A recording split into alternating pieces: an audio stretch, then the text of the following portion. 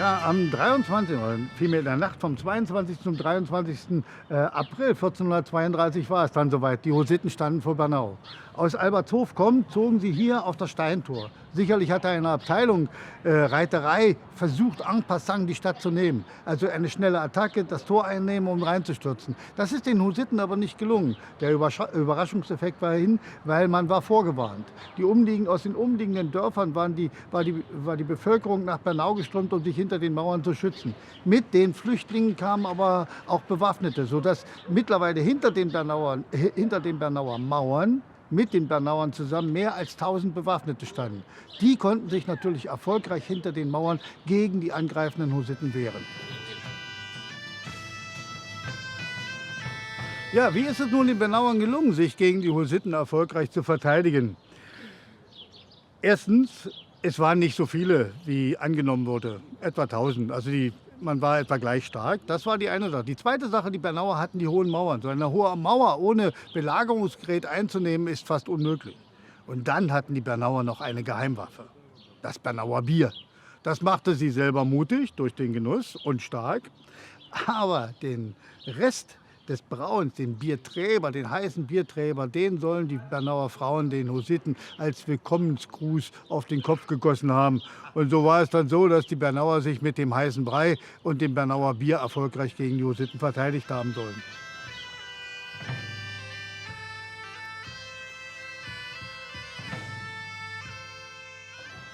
Ja, hinter dieser Tür, da verbergen sich die Schätze und die Geheimnisse der Stadt Bernau. Es ist hier nämlich seit 1882 das Museum untergebracht. Und es war kein geringerer als der damalige Kronprinz und nachmalige 99-Tage-Kaiser Friedrich III., der hier am 15. Mai 1882 das Museum einweihte.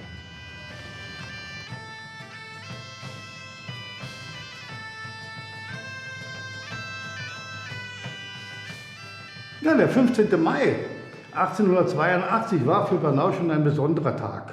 Nicht nur, weil der Kronprinz zu Besuch war, sondern weil man feierte Hussitenfest. Warum eigentlich? Natürlich war der Sieg über die Hussiten ein Anlass zum Feiern. Schließlich und endlich hatte man mit eigener Kraft, vielleicht mit Gottes Hilfe, eine der stärksten Armeen der Welt besiegt. Und man war froh darüber, dass fremde Truppen nicht die Stadt betreten haben und geplündert und gemordet haben. Das ist schon ein Grund zum Feiern.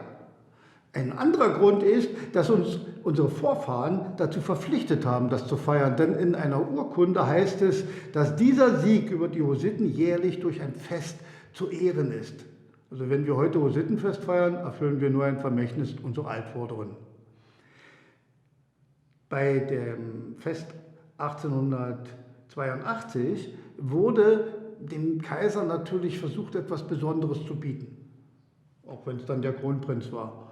Und was man ihm als Besonderes geboten hatte, war die Einweihung dieser Rüstkammer. Es war das erste Hussitenmuseum der Welt, denn die hier jetzt ausgestellten Rüstungen galten bis dato als Beute aus der Hussitenschlacht.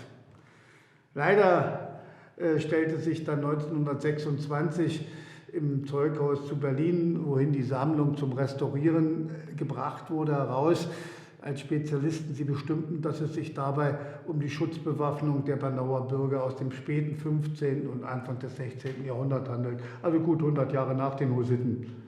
Es ist aber trotzdem eine sehr schöne und eine sehr bedeutende Sammlung.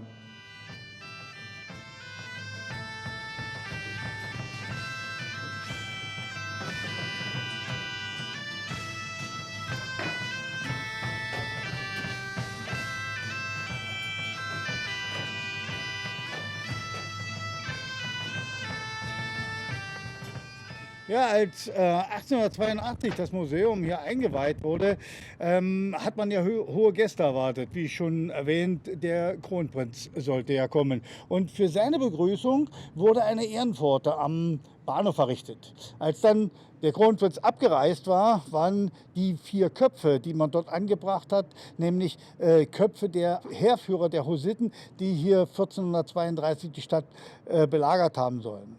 Ähm, Merkwürdigerweise sind genau die, die man dort darstellte, wahrscheinlich nie in der Mark Brandenburg oder hier vor Bernau gewesen. Unter anderem ist es auch jener Žižka, der einäugige große Feldherr, der dort dargestellt ist, der auf Garantie 1432 nicht vor Bernau sein konnte, denn er war schon 1424 gestorben. Er kann allerdings im Geiste mitgeführt worden, denn über Žižka wird ja die Geschichte erzählt, dass er nach seinem Tode anordnete, aus seiner Haut eine Trommel zu bespannen, die als Kriegstrommel die Hussiten auf ihre großen, glorreichen Reisen begleiten sollte. Diese Kriegstrommel ist noch einmal erwähnt in einem Brief von Voltaire an Friedrich den Großen, als er nach den Schlesischen Kriegen ihn darauf aufmerksam machte, dass er ja Beute mitgebracht hätte aus Schlesien, darunter auch jene mit der Haut des Ketzers bespannte Trommel. Es ist also der letzte Hinweis auf diese legendäre Trommel des Žižka, die hier aus der Mark Brandenburg stammt. Also sie könnte unbedingt irgendwo hier sein.